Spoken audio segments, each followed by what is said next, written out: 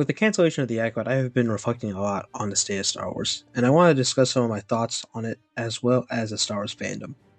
Now, I am a major fan of Star Wars, and I have been ever since I first caught the Clone Wars show when I was 8. Star Wars has been something I've loved to explore with the various different eras. I even made a video a couple months ago discussing my own idea for how I would pitch a Star Wars Old Republic show. If you want to check that out, I'll put a title card in the corner for you to check it out or in the description. If you want to give your own thoughts on the idea or your very own ideas for different Star Wars shows, I would love to hear them in the comments on either this video or the video before that. But anyways, I love Star Wars, and so do millions of other people, and they probably love it for their own unique ways, but the fan base is dwindling, and I think there are two main reasons. One is Disney's dilution of the Star Wars brand through the release of the various mediocre shows like Obi-Wan, Boba Fett, and Ahsoka. But today I want to talk about the fan base, as I think they have a small part to play in the current state of Star Wars. Now, I want to mainly talk about Star Wars Theory, as he has the biggest influence on the Star Wars fan base, but I first gotta discuss some of his peers, mainly the Fandom menace. I see these channels as disingenuous grifters that are just looking for content to hate in order to make money and spread their own political message. They have gone into shows like Andor and The Acolyte to hate them before they even come out, with the channels Nerdrotic, Arc Outpost, and Despiral being the main ones that discuss the trailers and the opening episodes, but stopped uploading videos when they realized they could not market it to their audience that just focuses on hating and being negative. These channels are not there to give their genuine opinion on media. They are there to latch onto woke media and pander through their audience by hating on it. These channels curse these shows for including politics, but they themselves are heavily politically affiliated, with them having ties to many right-wing political talking heads like the Daily Wire, Benny Johnson, and Alex Jones. These channels, in my opinion, are just the junk food of YouTube, since they are fast to make, easy to consume, and not good for your mental health. Alright, with them out of the way, now we can move on to the person I really want to address.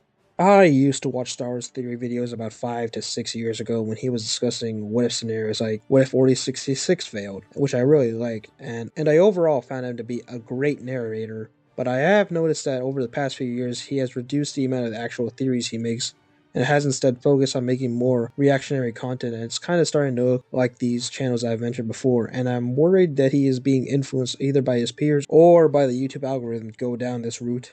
Theory's rhetoric has been somewhat hypocritical when it comes to his reactions to newer Star Wars shows like Acolyte and Andor, as he claims that he wants to be a sort of unifying voice in Star Wars, but he has become quite the opposite, as he has alienated many Star Wars fans by insulting them and claiming that he knows better than them about Star Wars, when in reality he only knows better about his own interpretation of Star Wars, in particular his reverence for the Force and Lucas's original characters. Now, his love for the original characters and the prequel characters is understandable, as that is what he has grown up with and what he is used to. But he has to realize that that way of thinking, that Star Wars can only follow this specific pathway, and is what leads Star Wars to its death. It's harder for newcomers to get into the Star Wars franchise with shows or movies about characters like Obi-Wan, as those shows are mainly marketed towards older fans of the franchise. I've seen plenty of new people get into Star Wars not because of shows like those, but because of shows like The Mandalorian, which star whole new characters, at least at the start, and did not rely heavily on the other media to be appreciated. People were able to get into the prequels because you could watch them separately from the original trilogy. The sequel trilogy could have been this for newer fans, but it became too reliant on old characters like Han, Luke, Leia, and especially Emperor Palpatine. And instead of fleshing out characters like Finn, Poe, and Rey, they focused on highlighting the flaws and the after effects of Han, Luke, and Leia's previous adventures. Star Wars has to go on beyond Lucas if it wants to grow and survive. It is impossible to avoid, even if Lucas kept a hold of Star Wars. The initial Star Wars galaxy and characters came from his mind, and Lucas is the only one that can write like Lucas. Dave Filoni and Jon Favreau have their own voices and visions for Star Wars that are not in the style of Lucas, with The Mandalorian being more Western style than the previous Star Wars movies being an example of this. This is why when I see Theory make statements like this, Is a great show for everyone who attended film school and wants to eat their cheese with a French hat, so they can twiddle their mustache at the same time and talk about the Renaissance era and how great things were back then while they sip on their wine from 1922. Okay, don't get me wrong, I liked Andor. I liked it. It was a good show. It was fine. It was cozy. It was also extremely boring and made me fall asleep a million times while I was watching it. But it was still a good show. Whatever, I enjoyed it. Just sleepy time. Okay, like you want to put to sleep, you watch Andor. You want Star Wars, you watch Obi-Wan Kenobi. You watch Revenge of the Sith. You don't watch Obi-Wan, you watch Revenge of the Sith. You want to watch Star Wars, you watch the first 6 movies and you watch the Clone Wars. That's Star Wars. You want to, and we're all just standing around like, hey, it's okay. We got Andor. Andor's the best Star Wars we've ever.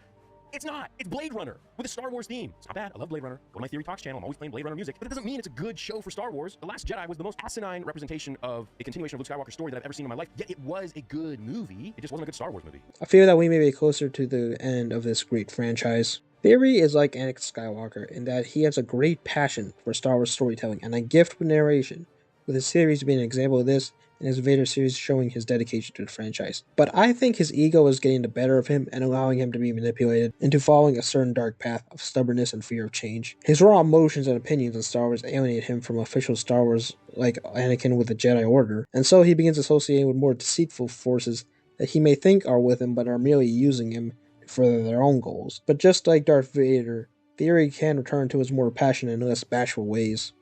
Hey, Anderson here. Theory just released a new video discussing the Forbes article written about making a live-action Clone Wars series, and he also supports this idea. And I just have to say that that idea sounds kind of terrible, especially with like it being done with Disney, and as we've seen with their past work, they can't really handle like live-action remakes or adaptations or sequels very well, in my opinion. So to sum it all up, I think Disney really needs to focus on making good and great new Star Wars content with new characters and new adventures. And I think channels like Nerdrotic, RK Outpost, and Desparo are a hindrance to this as they focus on spreading a political message rather than being fans of the Star Wars franchise. And I think older, more genuine Star Wars fans like Theory need to learn how to embrace some of these newer elements of Star Wars, because Star Wars is a massive galaxy and it has an infinite amount of possibilities for different kinds of stories and genres. Anyways, that's it for this video. Hopefully this is the only video I'll make on this. I want to say thank you for watching and getting this far, and like and subscribe if you haven't already, as that would really help the channel. And if you have any like ideas for Star Wars yourself, please put that down in the comments, as I would love to hear from you guys. Anyways, that's all. Thank you guys, and bye.